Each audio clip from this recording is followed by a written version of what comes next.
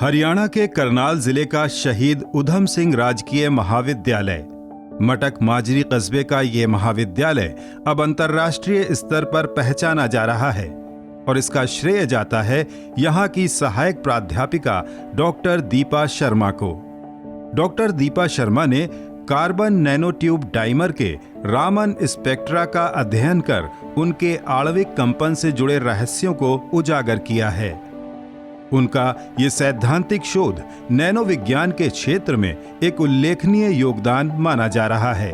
इस शोध को जर्मनी से प्रकाशित होने वाली अंतर्राष्ट्रीय शोध पत्रिका स्पेक्ट्रोकीमिका एक्टा ए सहित कई अंतर्राष्ट्रीय पत्रिकाओं ने आधिकारिक मान्यता देते हुए प्रकाशित किया है।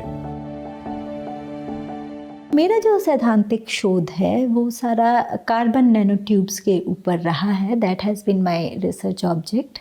कार्बन नैनोट्यूब्स की अलग अलग जो गुण हैं, भौतिक गुण, उनके ऑप्टिकल प्रॉपर्टीज़, उनकी इलेक्ट्रिकल प्रॉपर्टीज़ को मैंने एक सॉफ्टवेयर के थ्रू शोध किया है। विभिन्न गणनाएं हमने उस पर की हैं, उनके वर्णक्रम की गणना की है। ग्रामीण परिवेश से उभरी इस महिला वैज्ञानिक ने शिक्षण कार्य के साथ साथ अपना शोध कार्य भी जारी रखा। उनके इस प्रयास में राष्ट्रीय तकनीकी संस्थान कुरुक्षेत्र की वरिष्ठ प्रोफेसर नीना जग्गी ने उनका मार्गदर्शन किया। इवन एक छोटे से कॉलेज में, रूरल कॉलेज में रहते हुए प्राध्यापक के रूप में भी उन्होंने इसको आगे पढ़ाया और इसके लिए वो एक बहुत बधाई की पात्र है।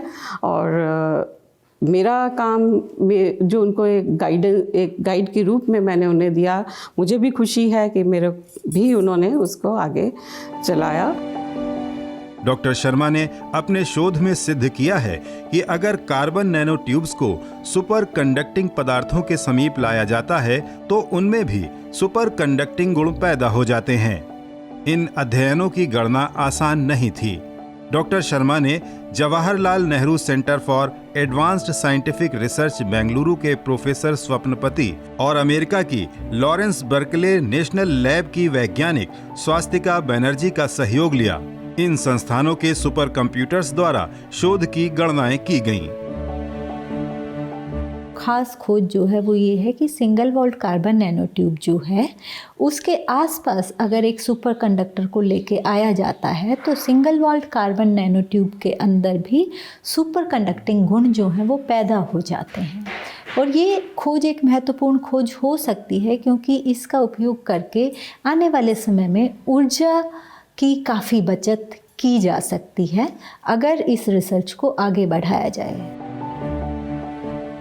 ये एक आधारभूत शोध है जिसके सिद्धांतों का प्रयोग कर वैज्ञानिक नवीन अनुप्रयोग कर सकते हैं। इस शोध द्वारा भविष्य में विद्युत ट्रांसमिशन लॉस को कम से कम करने की दिशा में एक नई राह खुली है। साथ ही इस तकनीक से कार्बन नैनोट्यूब्स डिजाइनिंग में अन्य अणुओं का उपयोग कर विभिन्न इलेक्ट्रॉनिक व ऑप्टिकल उपकरणों की कार्यक्षमता में उल्लेखनीय वृद्धि की जा सकती है। डॉक्टर शर्मा की इस उपलब्धि को देखते हुए उन्हें यूनेस्को द्वारा स्पेन में आयोजित अंतर्राष्ट्रीय ऑप्टिक्स, फोटोनिक्स और लेजर सम्मेलन 2020 में मुख्य वक्ता के तौर पर आमंत्रित किया गया था। जापान के सुप्रसिद्ध वैज्ञानिक कात्सुनोरी वाकाबयाशी ने भी उनके साथ संयुक्त शोध की इच्छा जाहिर की है। डॉक्टर दीपा शर्मा इस समय कई अंतर्राष्ट्रीय संस्थानों के साथ मिलकर इस क्षेत्र में आगे का शोध कार्य कर रही हैं।